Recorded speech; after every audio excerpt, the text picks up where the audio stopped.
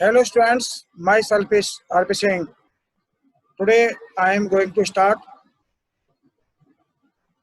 uh, strength of acid and base.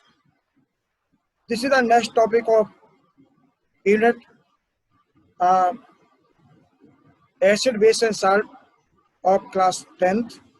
Okay, I have given many videos, many topics in previous videos.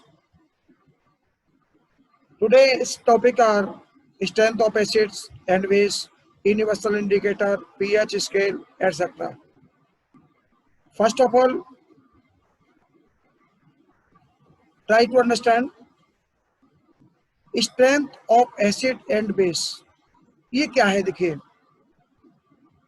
Strength of acid और base can be estimated using universal indicator.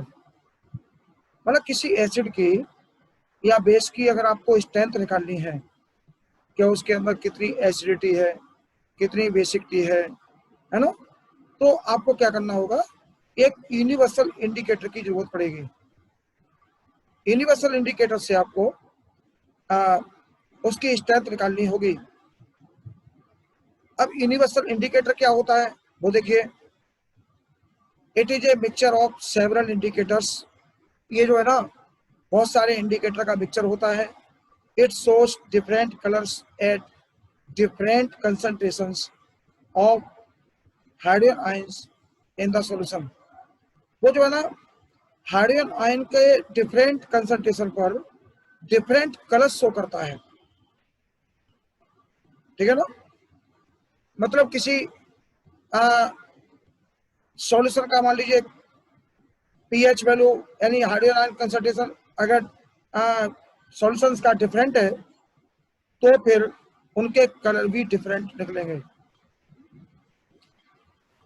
अगर मान लीजिए 2 या 3 आप acid या base लेते हो, है ना, तो उनके जो कलर आएंगे उस इंडिकेटर पर वो डिफरेंट आएंगे। अब आता है देखिए new topic, pH scale. PH scale क्या है? पीएच स्केल के द्वारा हम पीएच वैल्यू निकालेंगे और पीएच वैल्यू के द्वारा हम उस एसिड की या बेस की स्ट्रेंथ कैलकुलेट करेंगे। कैसे? देखिए, a scale for measuring hydrogen ion concentration is in a solution is called pH scale. P in pH stand for potence, a German word which means power यानी strength और concentration। जो pH है ना, ये जो pH है, pH में P है, ध्यान रखिएगा, पावर यानी कंसंट्रेशन की स्ट्रेंथ, स्ट्रेंथ कह लो या कंसंट्रेशन कह लो, और जो H है वो हाइड्रोजन आयन है, हाइड्रोजन आयन का कंसंट्रेशन। ठीक है ना। अब देखिए इसमें बताया कि इफ अगर मान लीजिए पीएच वैल्यू सपोज 7 है, ठीक है ना, तो ध्यान रखना सॉल्यूशन कैसा होगा? न्यूट्रल। सॉल्यूशन कैसा होगा? न्यूट्रल। ना वो एसिडिक होगा और ना ही वो बेसिक होगा। ठीक है। तो अगर मान लीजिए पीएच वैल्यू सपोज 7 से कम है, लेस देन 7, ध्यान रखिएगा वो कैसा होगा? Acidic. Solution will be acidic. तो अगर मान लीजिए पीएच वैल्यू 7 से बड़ी है, मोर देन 7, तो कैसा होगा? बेसिक। ओके, ये ध्यान रखिएगा, ये वैल्यूज याद कर लीजिए। इसके बाद देखिए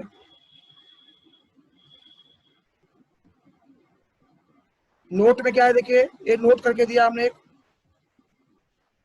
on diluting N acid pH increases.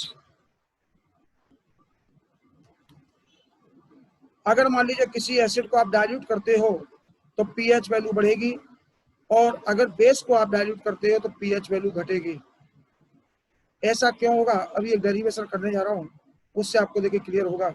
सबसे पहले समझें what is pH value. PH value की डेफिनेशन क्या है? The negative log of concentration of hydrogen ions is called pH value of the solution. मतलब कोई अगर सॉल्यूशन है तो उसके अंदर जो हाइड्रोजन आयन का कंसंट्रेशन है उसका नेगेटिव लॉग निकाल लीजिए। देखिए कैसे, फॉर्मूला क्या बनेगा इसका, देखिए pH is equal to minus log of concentration of hydrogen ion, okay, on base 10। Log का बेस 10 होना चाहिए, ओके। अब देखिए इसको हम आगे बढ़ाते हैं। इस माइनस को मान लीजिए इधर ले आए आप, या माइनस का कर दीजिए मल्टीप्लाई, ओके। माइनस का जब मल्टीप्लाई करेंगे बोथ साइड पे तो ये निकल करके आएगा,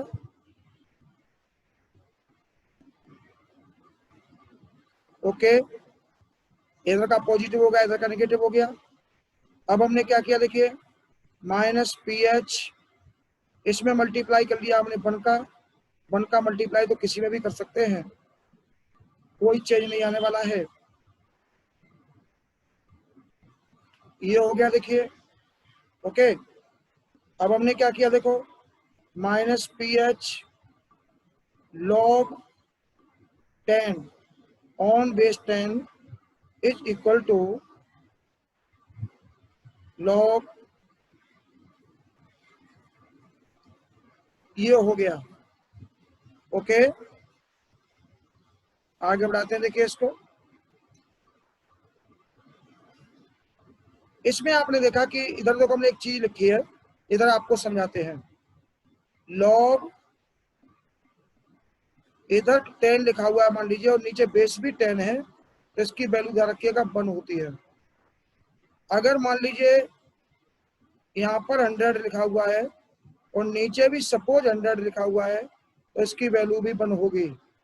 अगर मान लीजिए log यहाँ 5 लिखा हुआ है, यहाँ भी 5 लिखा हुआ है और बेस भी 5 है, और log 5 की वैल्यू फाइंड आउट करना चाहते हैं तो इसकी वैल्यू भी 1 होगी, ओके।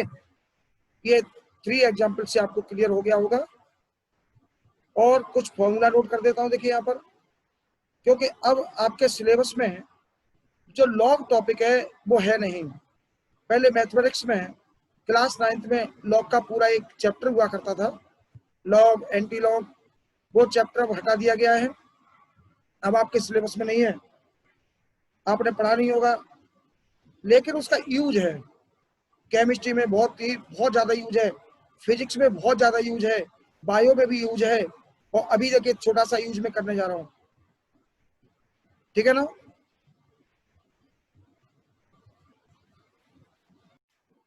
हाँ देखिए, ये मैं कुछ फॉर्मूला नोट कर रहा हूँ यहाँ पर। देखिए अगर ये फॉर्मूला आप नहीं समझाएंगे तो फिर आपको प्रॉब्लम आएगी आगे। देखिए एक फॉर्मूला है लॉग का, एक तो ये मान लीजिए मैंने पहला लिखाई दिया आपको, सपोज ये भी एक फॉर्मूला मान लीजिए, और सेकंड देखिए log m into n is equal to होता है log m plus log n, ठीक है ना। यहाँ बेस कुछ भी हो सकता है, 10 भी हो सकता है और e हो सकता है, general base e, no any problem. Number 3 log m पर पावर n अगर लगा हो तो ये n शुरू में आ जाएगा मल्टीप्लाई में, ये हो गया। और फोर्थ फॉर्मूला देखिए log m अपॉन n हो अगर, तो इसका फॉर्मूला होता है log m minus log n। ये 3 फॉर्मूला ये है ना, और ये ऊपर वाला जो वैल्यू वाला है ये आपको लर्न करने पड़ेंगे, ठीक है ना, तो थोड़ा सा इजी हो जाएगा। अब देखिए यहाँ पर मैंने यूज कर लिया है 1 की जगह पे log 10 रख दिया है, ये जो है ना 1 की जगह पे log 10। अब देखिए क्या करूंगा मैं यहाँ पर, log 10 पर पावर चला जाएगा ये माइनस का pH ऑन बेस 10। इसमें कौन सा फॉर्मूला यूज कर दिया मैंने, देखो यहाँ पर तो कर दिया है यूज, यहाँ पर तो यूज कर लिया है मैंने, कौन सा नंबर फॉर्मूला ये कर लिया है, देखो मैंने 1 नंबर, फर्स्ट नंबर फॉर्मूला का यूज किया है यहाँ पर। और यहाँ पर मैंने पावर लगा दी है यानी ये थर्ड नंबर फॉर्मूला, इसमें जो फॉर्मूला है वो थर्ड नंबर यूज हो रहा है, ध्यान रखिएगा थर्ड नंबर। इसके आने में थर्ड नंबर फॉर्मूला यूज हुआ है, क्योंकि थर्ड नंबर क्या है, देखो आप इसका रिवर्स देख लीजिए, एन इंटू लॉग एम, इसका उल्टा क्या हो जाएगा, लॉग एम पर पावर एन, ठीक है ना, लॉग एम पर पावर एन, तो वही मैंने कर दिया है। एम यहाँ पर हमारा 10 है और एन हमारा माइनस का पी एच है, तो वो लगा दिया आपने माइनस पी एच ऊपर पावर के रूप में। ओके, और देखिए ये लॉग,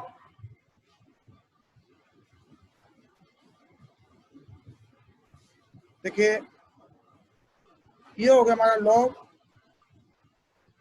एच आयन का कंसंट्रेशन ऑफ हाइड्रोजन आयन। अब taking anti log on both sides,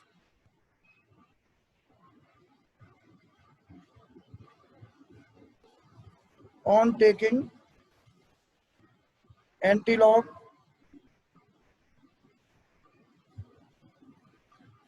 on both sides,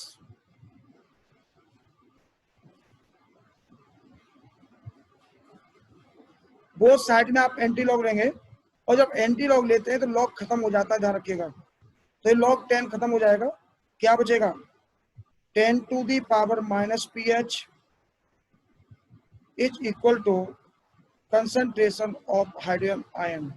इसको सीधा करके लिख लेते हैं, concentration of hydrogen ion is equal to 10 to the power minus P H.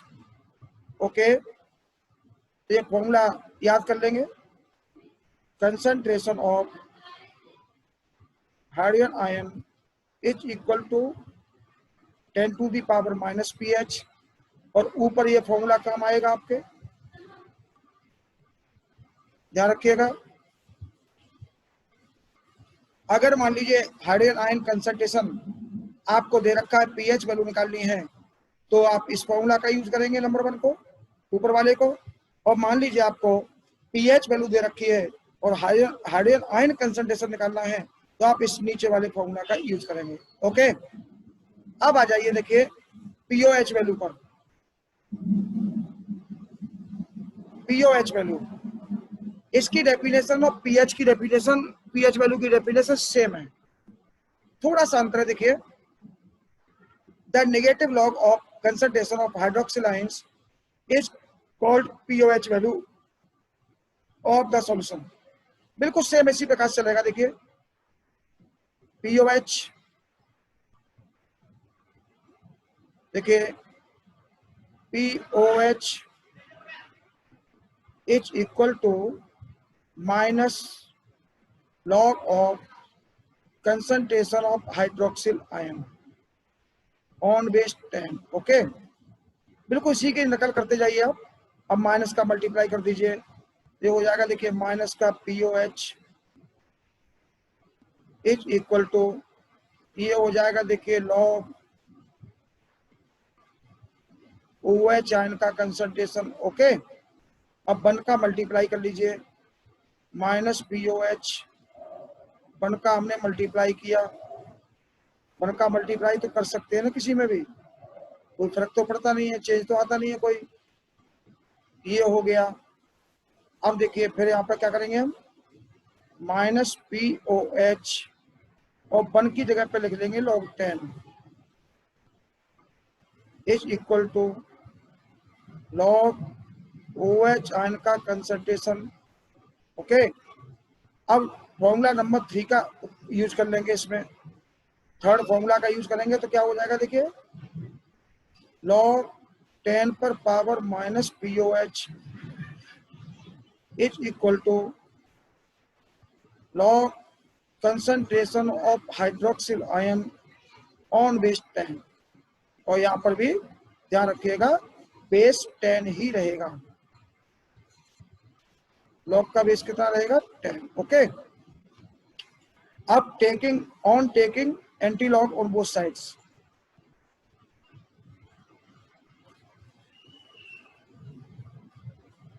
Anti log on both sides, लीजिए, तो फिर log 10 दोनों तरफ से खत्म हो जाएगा, ठीक है ना। और जब log 10 खत्म हो जाएगा तो क्या बचेगा, देखिए बिल्कुल सेम डेरिवेशन है, 10 to the power minus POH, okay, is equal to concentration of hydroxyl ion. इसको सीधा करके लिख लेते हैं, concentration of hydroxyl ion is equal to 10 to the power minus का POH, ओके। तो ये देखिए एक डेरिवेशन एक ये हो गया, ठीक है। तो इस फॉर्मूला को आप याद कर लेंगे और इस ऊपर वाले फॉर्मूला को आप याद कर लेंगे। एक बार मैं रिवाइज कर बता दूं आपको कि 10th के CBSE बोर्ड के सिलेबस में ये डेरिवेशन नहीं है, डेरिवेशन जो है ना ये आउट ऑफ सिलेबस है, लेकिन जो फॉर्मूला है ये फॉर्मूला सिलेबस में है। लेकिन ये फॉर्मूला आए कहां से, आप समझेंगे कैसे, इसके लिए मैंने इस डेरिवेशन को दिया है। अगर आप डेरिवेशन करना चाहें तो करें, आपकी इच्छा है, और ना करना चाहें ना करें, लेकिन समझ जरूर लें इसको, तो कल को जब आप फॉर्मूला भूल जाएंगे ये आए कहां से, तो आप कैसे इनको जनरेट करेंगे, याद कैसे करेंगे इनको।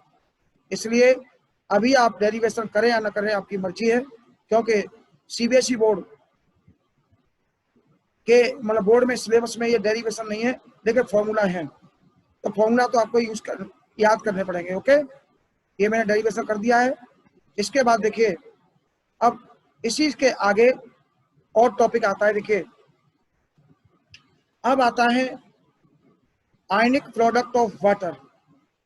Ionic product of water at 25 degree Celsius, ionic product of water is 1 into 10 to the power minus 14. It is represented by KW। तो KW इक्वल टू आ गया, देखिए 1 into 10 to the power minus 14, ठीक है ना। अगर आप इसकी यूनिट लिखना चाहें तो यूनिट लिख ले, देखिए यूनिट क्या हो जाएगी, मोल का स्क्वायर और पर लीटर स्क्वायर। तो 1 into 10 to the power minus 14 है, ध्यान रखिएगा एट 25 डिग्री सेल्सियस। अब देखिए according to the classical concept water is dissociated according to this reaction. क्या रिएक्शन है, H2O। देखिए क्लासिकल कंसेप्ट है, हालांकि वाटर का आयनाइजेशन अब H से नहीं होता है। ये कैसे हुआ, देखिए H प्लस और OH माइनस, ठीक है। एक क्लासिकल कंसेप्ट है। अब तो ऐसे नहीं दिखाते हैं, अब कैसे दिखाते हैं, नाउ 2H2O इसके दो मॉलिक्यूल का दिखाया जाता है, और H3O पॉजिटिव और प्लस OH नेगेटिव। अब ये चलता है, अब ये ऊपर वाला नहीं चलता है। देखिए पीएच और पीओएच वाले डेरिवेशन में आपका ये ऊपर वाला ही काम आएगा, उसी से थोड़ा सा इजी रहेगा, ऐसे नीचे वाले से तो प्रॉब्लम रहेगी। तो देखिए ऊपर वाले से हम कैसे करेंगे इसको। ये आयनिक प्रोडक्ट देखिए क्या रहा, आयनिक प्रोडक्ट यानी KW is equal to concentration of H ion into concentration of OH ion is equal to 1 into 10 to the power minus 14 at 25 degree Celsius, okay. ध्यान रखिएगा 25 डिग्री सेल्सियस पर है। अब देखिए हम क्या करते हैं, अब इस डेरिवेशन को आगे बढ़ाएंगे।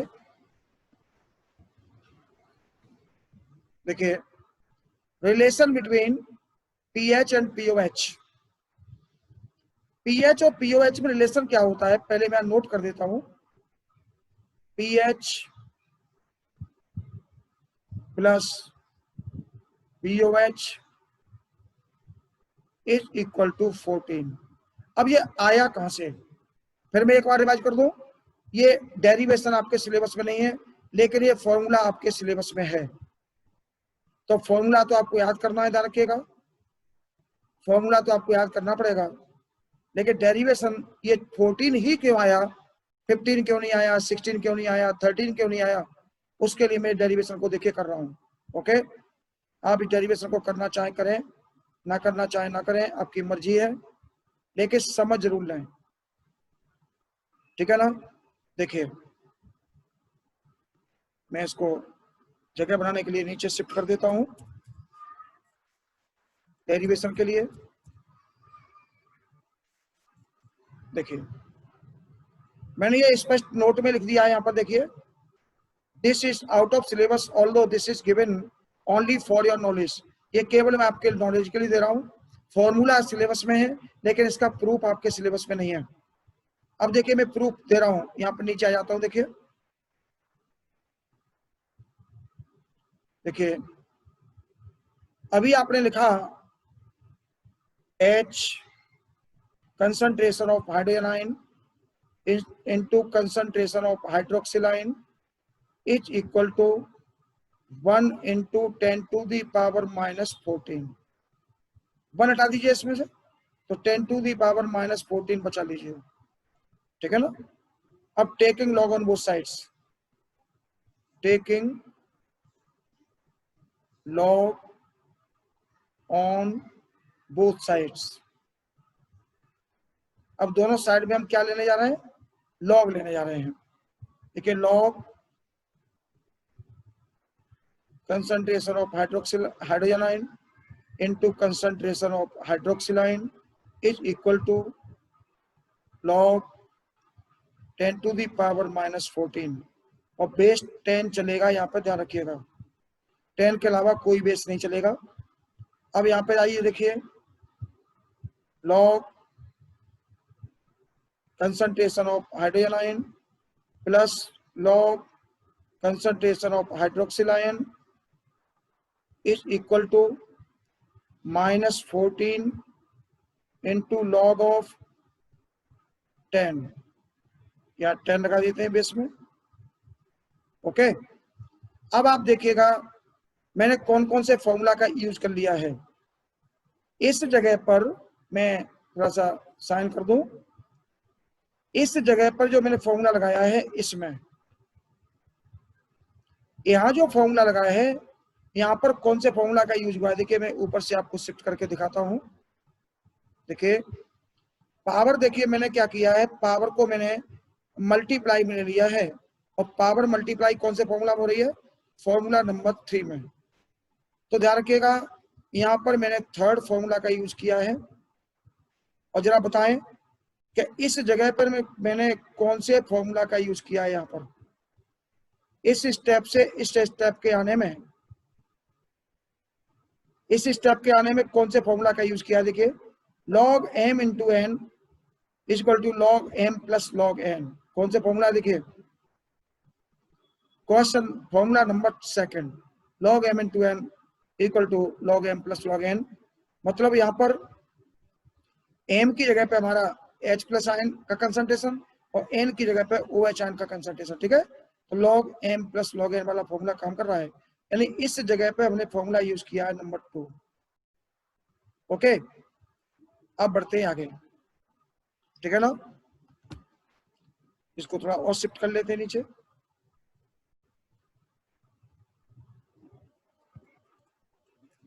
देखिए अब देखिए अब हमने क्या किया, इस माइनस का जो है मल्टीप्लाई कर दिया दोनों साइड में। तो माइनस का मल्टीप्लाई हमने क्या किया, देखिए minus log of concentration of hydrogen ion. और देखिए यहाँ पर ये मैं प्लस लगा लेता हूं और एक ब्रैकेट के अंदर माइनस लगाऊंगा। सिंपल मैथमेटिक्स है, कोई रॉकेट साइंस नहीं है। ये कर लिया मैंने, ठीक है ना। इज इक्वल टू, यहां पर क्या बचा, यहां पर बचा देखिए पॉजिटिव 14 इंटू, और log 10 की वैल्यू हो गई 1। इसमें कौन सा फॉर्मूला यूज कर लिया मैंने, यहां पर देखिएगा फॉर्मूला नंबर 1 यूज हुआ है, देख लेना ऊपर से। ओके, अब आ जाइए, इसकी जगह पर minus log of concentration of HIN, इसकी वैल्यू होगी पीएच। ऊपर से देख लेना, ये पीएच का फॉर्मूला है, और प्लस इसकी वैल्यू होगी POH इज इक्वल टू 14। ठीक है ना, ये देखिए एक डेरिवेशन हो गया। ओके, तो ध्यान रखिएगा, आपको फॉर्मूला याद करना है। ठीक है ना, फॉर्मूला आपको याद करना पड़ेगा, ये डेरिवेशन आप करो या मत करो आपकी मर्जी है। अब इस पर मैं एक क्वेश्चन बना के दे देता हूं आपको समझाने के लिए। एक क्वेश्चन नोट कर लें। क्वेश्चन देखिए, if the pH value of any solution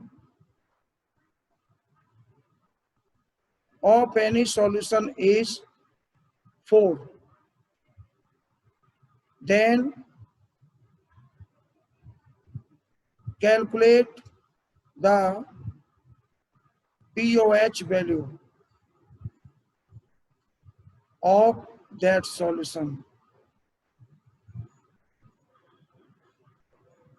ठीक है ना, अगर मान लीजिए पीएच वैल्यू किसी सॉल्यूशन की 4 दे रखी है और पीओएच वैल्यू पूछी है, तो हम कैसे निकालेंगे? देखिए, देखो पीएच वैल्यू कितनी है? 4, और पीओएच वैल्यू आपको निकालनी है। ठीक है ना, तो क्या करेंगे हम? एक फॉर्मूला नोट करेंगे।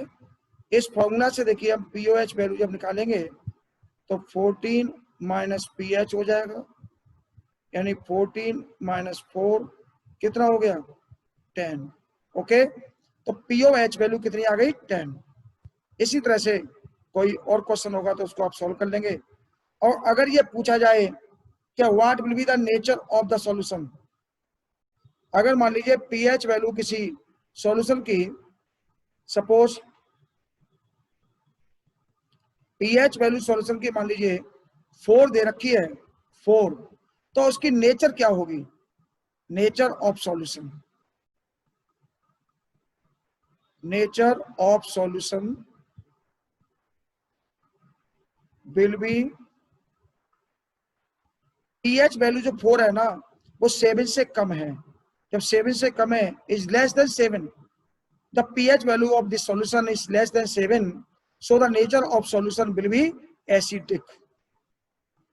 कैसी होगी? एसिडिक होगी। अगर ये पीएच वैल्यू 7 से बड़ी होती तो बेसिक होता। ओके, अब आते हैं, देखिए आगे बढ़ते हैं।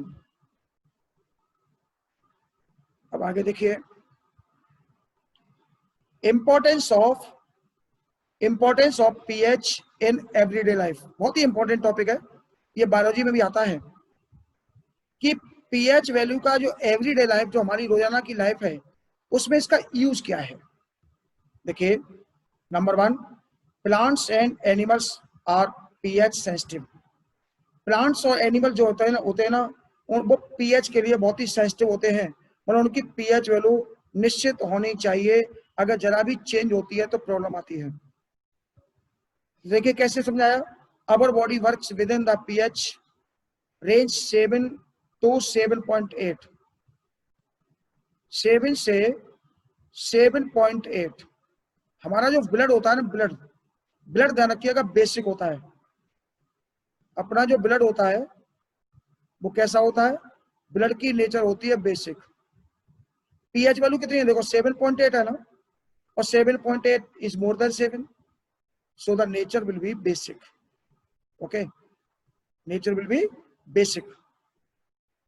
when pH of rain is less than 5.6 it is called acid rain।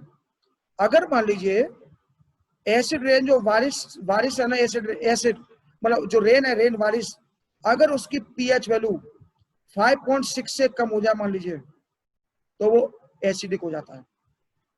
देखिए एसिड वैसे तो 7 से अगर कम हो जाएगा तो एसिडिक हो जाएगा। ठीक है ना, देखिए 5.6 क्यों? देखिए 7 से जब कम होगा तो उसके अंदर जो एसिडिटी की प्रॉपर्टी आएगी वो बहुत ज्यादा स्ट्रांग नहीं होगी, तो उसको हम एसिडिक कहना सही नहीं लगेगा, क्योंकि बारिश का पानी बहुत ज्यादा होता है, वाटर की क्वांटिटी बहुत ज्यादा होती है, उसमें थोड़ा बहुत अगर एसिड होगा तो एसिडिक मालूम नहीं पड़ेगा। और जितनी वैल्यू डाउन होती चली जाएगी, देखिए मैं एक स्केल बना के आपको समझाता हूं, स्केल बना के आपको समझाता हूं। देखिए ये बीच में लेता हूं, देखिए मैं 7, ध्यान रखिएगा 7, ठीक है ना। इधर की वैल्यू देखिए 6, 5, 4, 3, 2,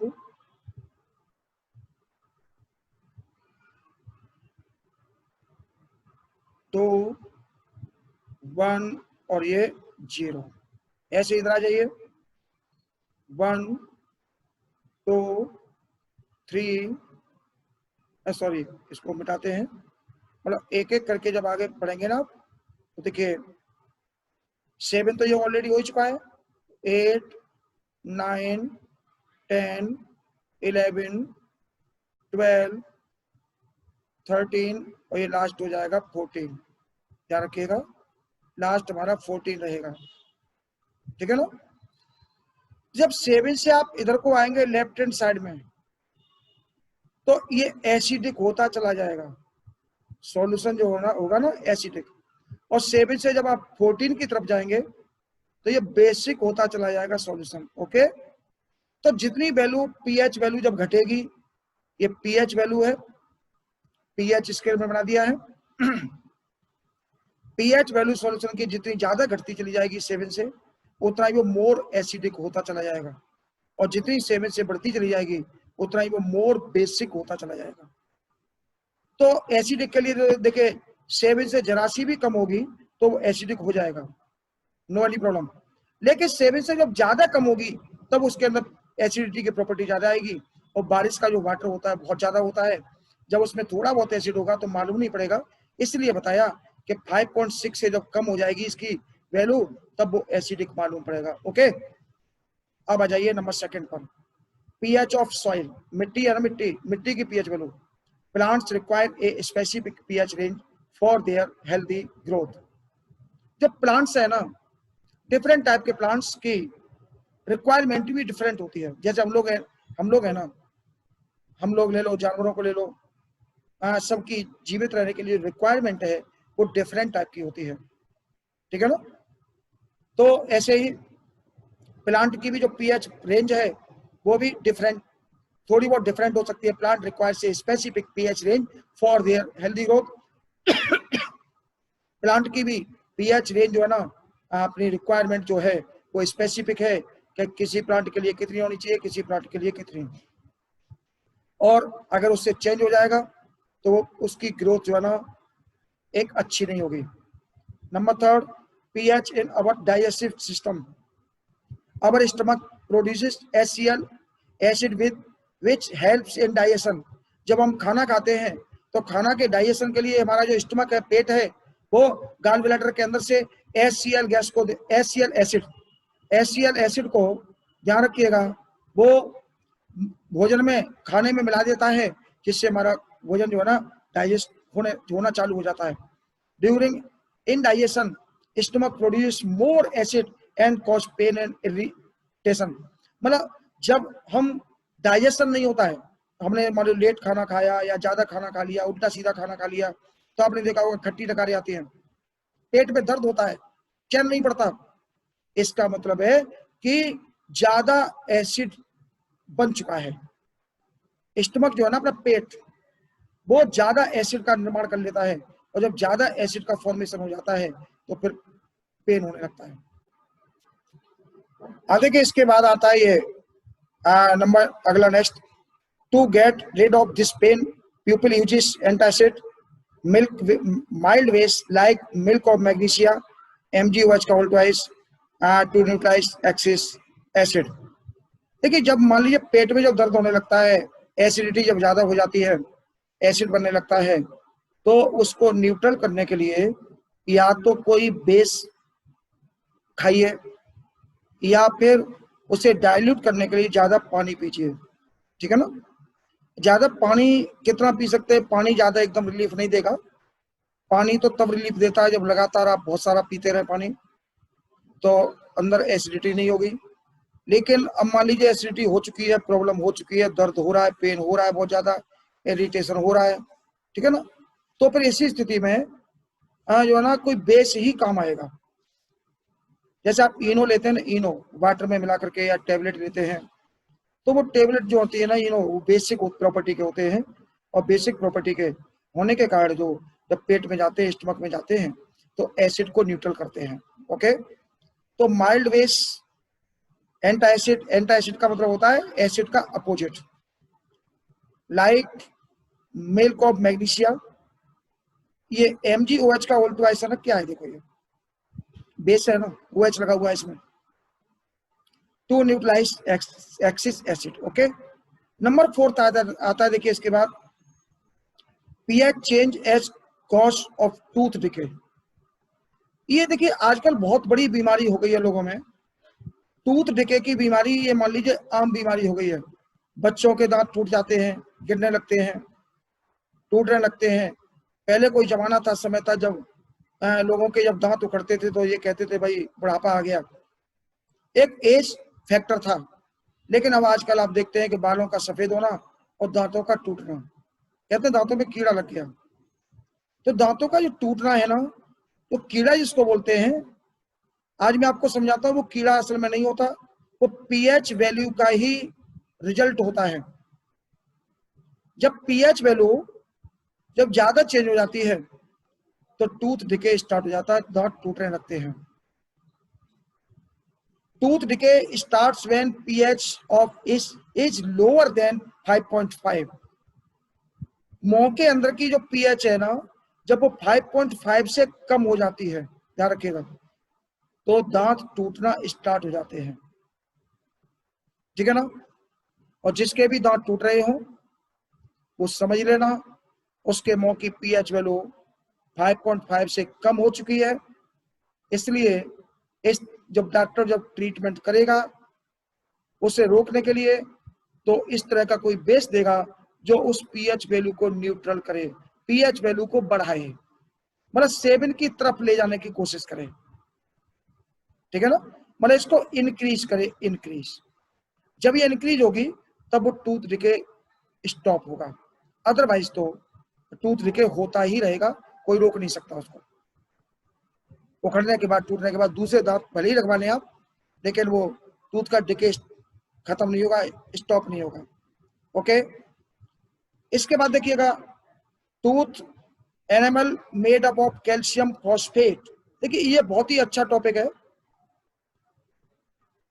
बहुत अच्छा टॉपिक चल रहा है। देखिए टूथ एनिमल, जो दांत होता है ना, दांत जो आपका टीथ होता है, टीथ के ऊपर, टीथ के ऊपर जो है ना एक लेप होता है, लेप लगा होता है एनिमल का, एनिमल का लेप लगा होता है व्हाइट कलर का। एनिमल जो दांतों की सुरक्षा करता है, दांतों को टूटने से रोकता है, ठीक है ना। और वो इतना हार्ड होता है, देखिए tooth animal, animal made up of calcium phosphate. ये किसका बना होता है? एक कैल्शियम फॉस्फेट का होता है। किसका? कैल्शियम फॉस्फेट, Ca3PO4 का whole twice, this is calcium phosphate. Calcium phosphate का बना होता है। जैसे हम अपने लोहे पर, आयरन पर प्राइमर कर देते हैं, पेंट कर देते हैं ना, जिससे वो उस पर जंग नहीं आती जल्दी से, और लोहा सुरक्षित रहता है, मजबूत रहता है। जब तक वो प्राइमर के अंदर और पेंट के अंदर, वार्निश के अंदर जब तक बना रहेगा लोहा, तब तक सुरक्षित रहेगा, उस पर जंग नहीं आएगी। और जिस दिन उससे उसके ऊपर से वार्निश छूट गई, उसके बाद जंग को आप रोक नहीं सकते। इसी प्रकार से देखिए, जो नेचर है ना, नेचर, नेचर ने जब हमारी बॉडी बनाई तो उसके टूथ के ऊपर नेचर ने भी ऐसे मान लीजिए एक प्राइमर, एक वार्निश करके हमें भेजा है, हमें वार्निश करके दिया है कि इसकी सुरक्षा करना, ये वार्निश कहीं छूट न जाए, ठीक है ना। ये वार्निश कहीं छूट न जाए, अगर ये छूट गई, यानी जो एनेबल छूट गया, तो फिर आप दांत को बचा नहीं सकते किसी भी कीमत में। तो वही देखिए, ध्यान रखिएगा, hardest substance in body, body के अंदर ये जो कैल्शियम फॉस्फेट है जिसका एनेमल दांत के ऊपर होता है, वो बहुत ही हार्डेस्ट सबसे मजबूत कठोर सब्सटेंस होता है। Does not dissolve in water, ये वाटर में घुलता नहीं है, ठीक है ना, वरना तो रोजाना पानी पीते हैं, रोजाना घुल जाता है। जैसे लोहे के ऊपर की हुई वार्निश वाटर में नहीं घुलती है ना, बारिश में भी वाटर लोहे को सुरक्षित रखती है, आयरन को, उसी प्रकार से सुरक्षित रखता है। what corrodes when pH is lower than 5.5 due to acid produced by degradation of particles by bacteria।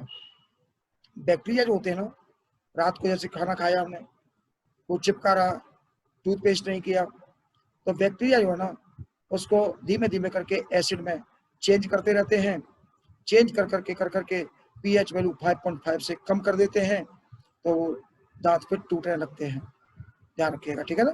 तो जो एनिमल है वो पीएच एसिड से ही टूटेगा, वाटर से नहीं टूटेगा, ध्यान रखिएगा, ओके। अब using toothpaste generally basic tooth decay can be prevented. Generally हम लोग जो टूथपेस्ट करते हैं, टूथपेस्ट वो बेसिक होता है। बेसिक क्यों होता है, यहाँ पर ध्यान रखेंगे कि जो दांत के ऊपर एसिडिटी जो होने जा रही है उसे न्यूट्रल करने के लिए बेस होना चाहिए। तो हमें वो टूथपेस्ट करना है जिसके अंदर बेस की क्वांटिटी ज्यादा हो, यानी पीएच वैल्यू जिसकी बहुत ज्यादा हो, ठीक है ना, अदर देन टूथपेस्ट।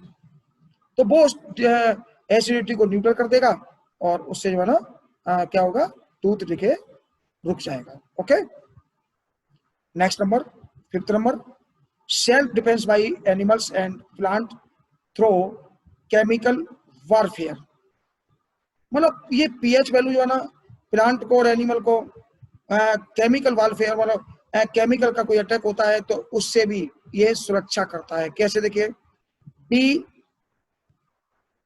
स्टिंग, आपने मधुमक्खी देखी होगी, बर्रैया देखी होगी, बिच्छू देखा होगा, उसके डंक में स्टिंग, बहुत ही बढ़िया आपको टॉपिक बता रहा हूं ये। स्टिंग जो डंक होता है ना उसका, उसके अंदर फॉर्मिक एसिड होता है जिसका फॉर्मूला होता है HCOOH, फॉर्मिक एसिड। जब बर्रैया हमें डंक मारती है, स्टिंग मारती है, बी मधुमक्खी मारती है, बिच्छू मारता है, तो हमारी बॉडी में वो ब्लड के अंदर जैसे डंक मारेगा हमारे बॉडी में तो उसका कांटेक्ट ब्लड से होगा, और ब्लड में वो अपने डंक में से, स्टिंग में से फॉर्मिक एसिड ब्लड में डाल देता है। ये किस में डाल देता है, ब्लड में। तो ब्लड की जो एसिडिटी है वो बढ़ जाती है। ब्लड होता है बेसिक, उसके अंदर एसिडिटी की शिकायत आ गई। जब एसिडिटी हो जाती है ब्लड के अंदर तो आपने देखा होगा काफी जिस जगह पर ये स्टिंग लगता है वी का, उस जगह सूज जाता है और काफी दर्द होता है। वो ध्यान रखिएगा, उसके स्टिंग मारने से नहीं होता। स्टिंग तो उसका कितना बड़ा होता है, जरा सा होता है, कितना वो मार लेगा, उसके मारने का दर्द नहीं होता, वो मारने का पेन नहीं होता है। पेन होता है फॉर्मिक एसिड के द्वारा अंदर जब रिएक्शन चलती है ब्लड के अंदर उसका। Bee sting leaves an acid which cause pain and irritation. Use of mild ways like baking soda on stung area gives relief। बहुत बढ़िया टॉपिक है। देखिए, अगर आपको बी डंक मार देती है, बिच्छू डंक मार देता है मान लीजिए, तो उस जगह पर आप बेकिंग सोडा उस जगह पर लगा लीजिए। और बेकिंग सोडा जब उस जगह पे आप लगा लेंगे तो बेकिंग सोडा बेसिक प्रॉपर्टी का होगा, खाने का सोडा, ठीक है ना, घर में रखा होगा, खाने के काम आता है, सब्जी में डालने के काम आता है, दालों को फुलाने के काम आता है, वही खाने का सोडा है। उस बेकिंग सोडा को उसमें मिलाइए और बेकिंग सोडा जब मिला लेंगे उस जगह पर लगा देंगे, अंग पर जिस पार्ट में उसे डंक मारा है, तो ध्यान रखिएगा उस एसिडिटी जो हो चुकी है उसमें वो न्यूट्रल हो जाएगी और आपको उसका दर्द नहीं होगा और सूजन नहीं आएगी, स्वेलिंग नहीं आएगी, swelling, okay. Stinging hair of nettle leaves inject methanoic acid causing burning sensation or pain. Rubbing with leaf of dock plant give relief. ठीक है ना। जब सिर में जो है ना स्टिकिंग हेयर ऑफ निटिल, निटिल के द्वारा अगर मान लीजिए निटिल के जो लीव्स, निटिल पे पौधा होता है उस पौधे की लीव्स अगर मान लीजिए hair of nettle, hair of nettle leaves, nettle जो पौधा है उसकी लीव्स के जो हेयर, जो पतले पतले बाल जैसे होते हैं, वो जब हमारी बॉडी में छिड़ जाते हैं, देखा होगा आपने, पतले पतले बाल जैसे बॉडी में छिड़ जाते हैं, तो उस बॉडी में, हमारी बॉडी में कौन सा एसिड डालते हैं, वो डालते हैं मेथेनोइक एसिड। ये जो फॉर्मिक एसिड बताया है ना, इसी का नाम है मेथेनोइक एसिड। फॉर्मिक एसिड इसका कॉमन नेम है और मेथेनोइक एसिड का इसका IUPAC नेम है। डाल देता है कॉजिंग बर्निंग सेंसेशन और पेन, तो एकदम बहुत तेज दर्द होने लगता है। Rubbing with leaf of dog plant, dog plant की लीफ अगर उस जगह पर रगड़ देते हैं तो उसमें रिलीफ मिल जाता है, क्योंकि उस डॉग प्लांट की लीफ के अंदर क्या होता है, बेसिक प्रॉपर्टी होती है। और तब हमें बेस का जब यूज हो जाता है उसके ऊपर, तो एसिडिटी की शिकायत जो है ना वो न्यूट्रल हो जाती है, जिसके द्वारा वो जो असर है उसका खत्म हो जाता है। ओके, इतना कर लेंगे तो पीएच वैल्यू ये कंप्लीट कर दिया मैंने। आपको नेक्स्ट टॉपिक नेक्स्ट वीडियो मिलेगा। Okay, thanks for you.